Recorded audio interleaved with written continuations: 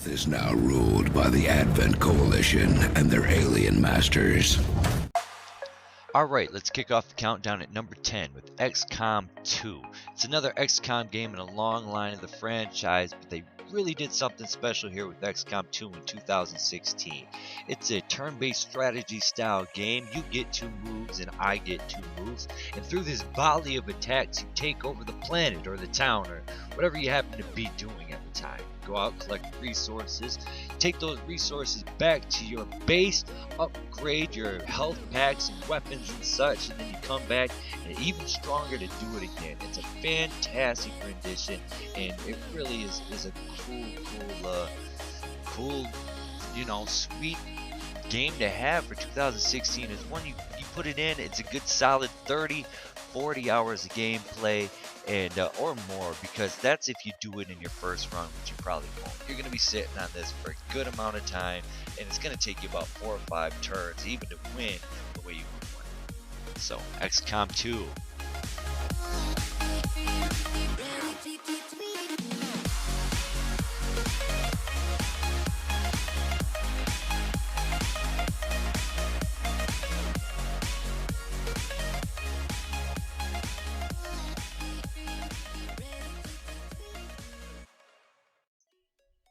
Okay, number 9, and that's only because this game came out last year, but the Definitive Edition was released this year with some more levels, some more moves and attacks.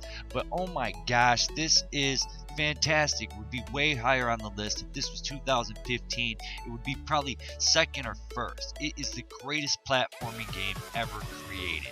You can get this on other systems, and I suggest you do, but for PC, it's fantastic. You can blow it out all the way to the ultra settings, have it at 4K, whatever you like. It's just wonderful. The movements, the handling is a dream come true. Jesus was really listening when they created Ori and the Blind Forest Definitive Edition. And just sit back and look, it's perfect.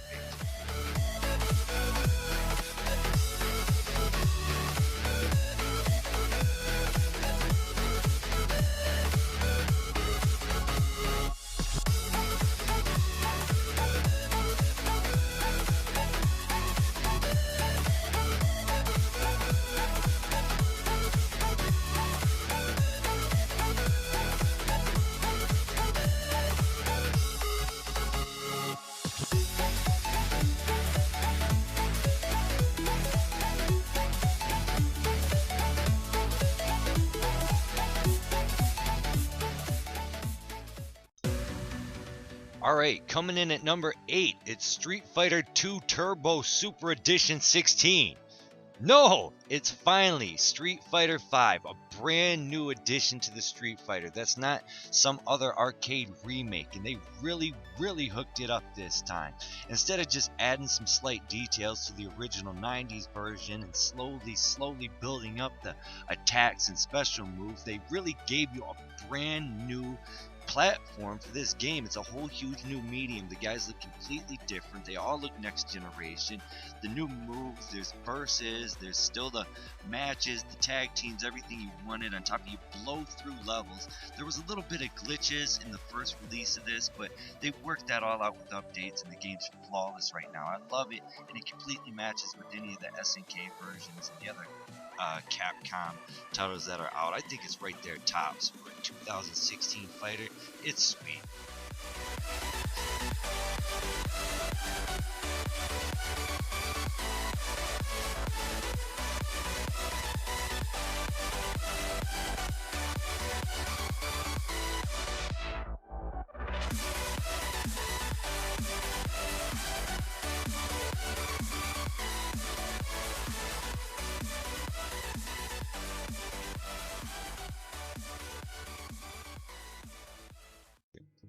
Okay, coming in at number 7 from Ubisoft, where all great games begin, it's TrackMania Turbo. Now I know there's a lot of other games out, that racing style games that came out that are photorealistic, but for me, I love the arcade action pack. Just blast them up, get into it race style of this. The handling's a little nicer. It's not quite a simulator style. It's more just go for it, hit the engine and see what you can do. They have a track editor that's nuts. It's like a Sims coaster style track editor that just lets you blow out, and that's on top of the 200 racetracks they give you right off the get. It's just a crazy, like, it's like jumping into your fantasy RC car and then going 200 miles an hour on your favorite Hot Wheels track in total CG style next gen platform type vehicle thing. It's awesome in every way, and grab up TrackMania Turbo.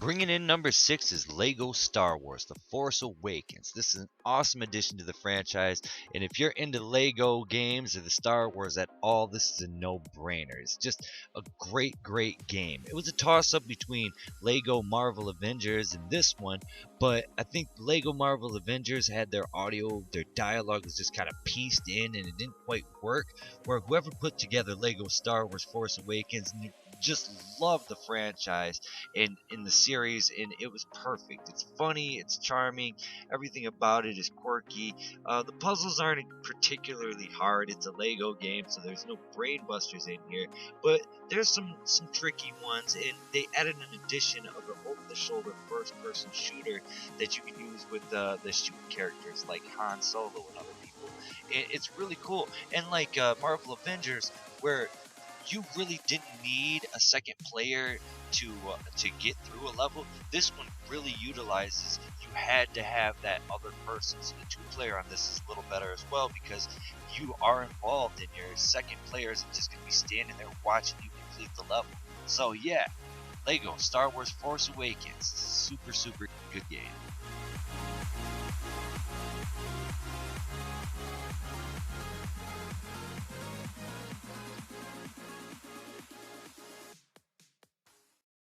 Oh my damn. At number 5 from the Crate Entertainment Group, there comes Grim Dawn. It's an action role-playing game that is fantastic. The storyline is almost non-existent, as they just toss you in at super uber powers right off the get. I mean, you come in slamming on people where hordes of zombies really don't do much to you, and it just gets better. You level up with picking classes, the whole range, and then you level up those classes to get better weapons to become even more stupid strong. The thing's beautiful to look at. It gives you about 40-50 hour gameplay, and that's if you do the whole thing, more like 30 hours, but it's super cool. It's just a wonderful experience all the way through from beginning to end, and once you start playing it, you will not be able to stop.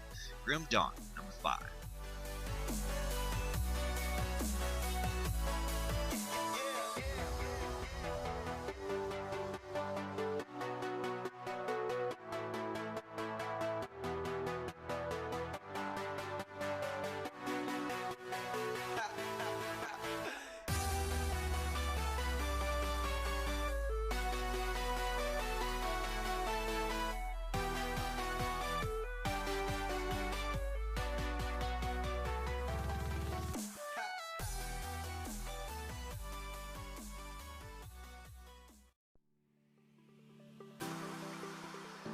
Here at number 4 is Far Cry Primal. Talk about reimagining the first-person shooter. They barely have you shooting at all. The whole thing's done by replacing modern warfare with taking it back to the old school Neanderthal, grabbing rocks and pieces of cloth to fashion spears and bows, and then making friends with the saber-toothed tigers, bears, and wolves around you. Instead of heat-seeking missiles, you launch out your wolves and your saber-tooths to kill people and other nasty Mad Max-style Neanderthal caveman dudes as you build up your civilization. It's just nuts. Everything about it's cool. It's visually just beautiful. The ultra settings make it something special for PC users, and it's everything about it's nice. once again, it's a super good game by Ubisoft, and I think it was a really cool retake on your first-person shooter. Instead of shooting, you were going caveman style. The storyline's pretty cool, and yeah, there's a whole lot of other bonuses like this little owl here that'll do reconnaissance for you. Check out the scene. So yeah, I love it, and it's totally worth it. Far Cry Primal.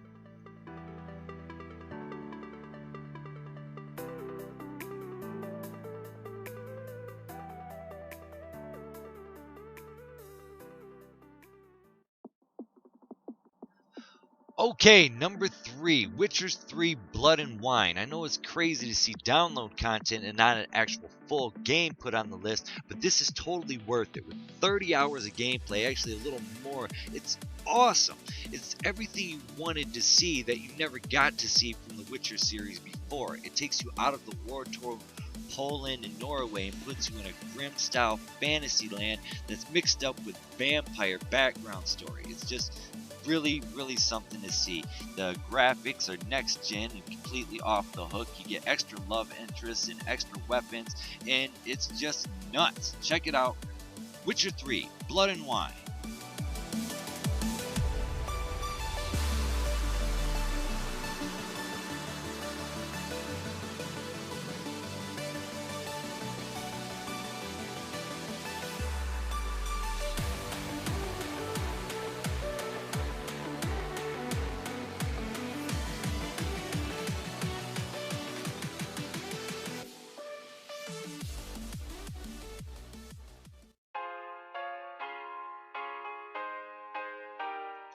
Bringing in the 2 spot is Quantum Break, taking everything from bullet time and just making it perfect, standing on the shoulders of Enter the Matrix and just making it that much better. It's just a next gen perfect game. It's really cool. When this game was launched, it had some little glitches and it wasn't quite going right. The updates have made it perfect and flawless right now. You can run through, you stop the time, you blow things up, and the background story driven is just nuts. They brought in actors for this. It's almost like they casted the actors for a game and just blew it up. It's just sweet, you know what I mean? Quantum Break is one of the coolest games to come out in 2016, and it's going to be really hard to beat in 2017 too. Well done.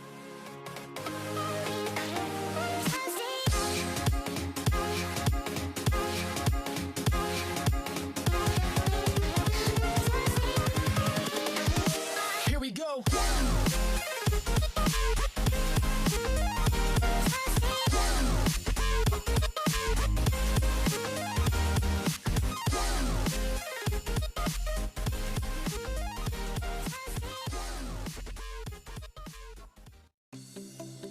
Okay, our number 1 spot is nothing less than Rise of the Tomb Raider, and I don't think this one's unexpected. This game was perfect, and the ultra settings that they gave only for PC users made it that much better. Like, you had that little something that made it worth building your computer and bumping it up to that type of level of gameplay. This is great, bringing back a classic legendary video game character in Lara Croft and just putting her in a beautiful world. The physics are great, the handling's great, the storyline's great, how you level her up is great. It's just all around wonderful. I don't have to say anything else. The game speaks for itself.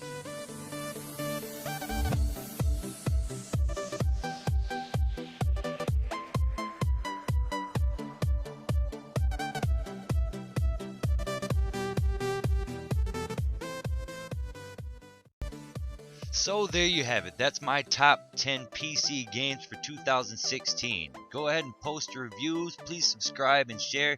Tell me what you think. Maybe I got it wrong, or if you really like it, go ahead and tell me. That's cool. But yeah, we're going to be posting more. I think the excitement of this video is getting everybody inspired. So definitely check out for more to come. Thanks again, and I'll catch you later. Bye. Incredible.